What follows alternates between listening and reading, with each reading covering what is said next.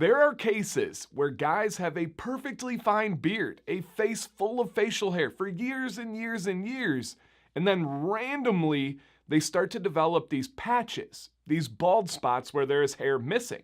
And I'm not talking about this side is weaker than this side because they sleep on this on their pillow, or they're a truck driver and the UV rays are affecting it. No, like actually a beard like mine, then all of a sudden, boom, right on their cheek, missing bald spot.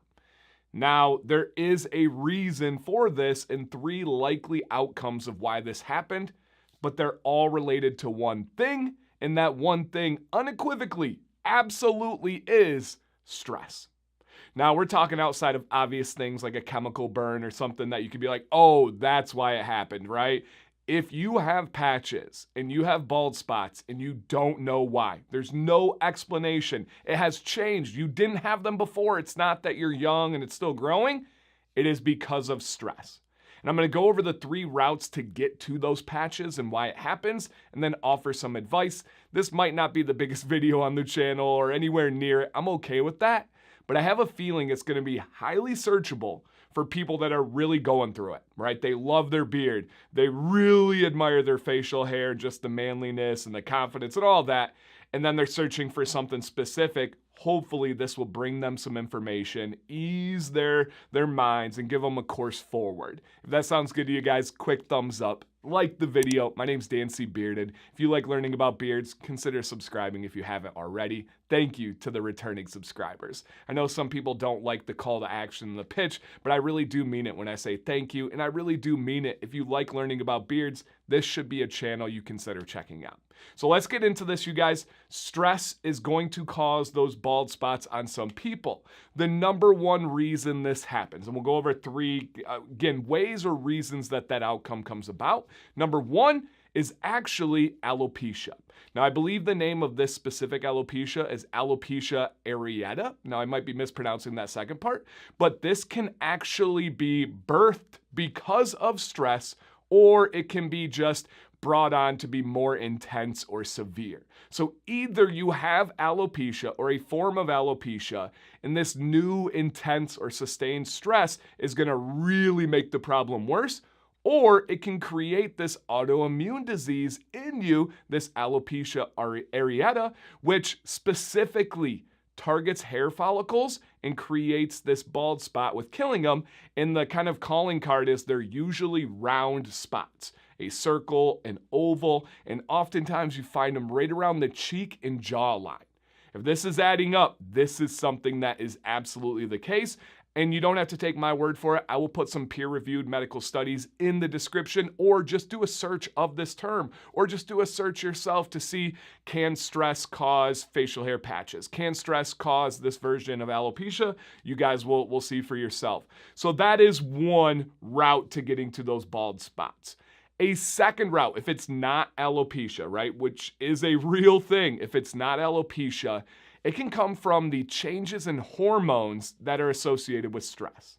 When you stress, a lot goes on up here, and it can change the hormones that are responsible for your hair health and your hair growth. If your hormones are saying, nah, we don't really need this growth right here, we don't really need to focus the health right here, boom, that hair follicle can actually shrivel up and go dormant. Or that hair follicle can really just die because of lack of nutrients. It can suffocate. It can be starved. That's a real thing. And then the last one is similar. We all know that stress is really big on inflammation. When you have a lot of inflammation, it's likely because of a couple of reasons. One of those is stress. And what happens when we get inflamed hairs and inflamed follicles is essentially it goes and pinches and cones up to protect it. That's the function of inflammation. That's the function of stress. When you do that, though, we have 2 arteries that lead to every single hair follicle on your face. When you pinch it and it cones up, it stops the delivery of the nutrients and the hydration that your hair follicle needs to be able to thrive and even exist. So if you get enough of that inflammation, enough sustained stress, you're eventually giving less and less and less to your beard. And at some point, that follicle is going to go dormant or it is going to die. So it's either alopecia, change in hormones, or inflammation caused by stress. It's unfortunate, but that is the case. Now, a path forward, right? All right, Dan, that's cool. We get why I got this problem. Can you help me? Number one is easier said than done. Lower your stress. I'm not a doctor. I'm not someone that's going to tell you how to do that. I am someone that tries to live stress-free as much as I can. I am a person that genuinely believes in worrying about what I can control. Easier said than done, Dan. Hey, I'm just telling you that is the path forward. Drink more water helps me lower stress. Checking things off my checklist for the day helps me lower stress. Working out helps me lower stress. The better I eat, I have less stress. Now, I also don't want you to make this a vicious cycle. I understand that stress caused these patches you have, but then I also know worrying about those patches causes more stress, which then makes worse patches, which causes more stress, and it's just a snowball effect. Please don't go to that, right? We don't need to consider the stress on the stress. Beyond that, some things you can do. If the follicle is not dead, you can try beard growth oils, as much as people want to call those snake oils and make fun of them. Again, there's just real science behind it. The idea of going in and waking up dormant hair follicles, that can help restart that process again. But if the follicle is dead and gone, it will not come back without a hair transplant. Period. End of story. But the chances of it being entirely dead is low. Now, if you have alopecia, there are other routes there. A lot of them are more on the medical side, more on the drug side, more on the injection side, and I don't feel comfortable giving that advice. But if you know you have alopecia or you feel like you developed alopecia, I would highly encourage you to go do your own research. Look into the routes forward on being able to deal with alopecia. I do know people that have treated it. I do know people that have relapsed and went back with the alopecia based on their stress.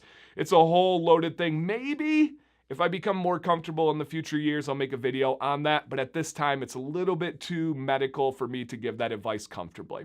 So I hope this helped out there. If you don't have this problem, I hope you found it interesting. I don't personally have this problem, but I love learning about this stuff, and even more so being able to help those that are going through it. So please, down below, share your questions, your experiences, and any comments at all. I will get back to you guys. Thank you for watching today. Dan C. Bearded. Please stay bearded and stay positive.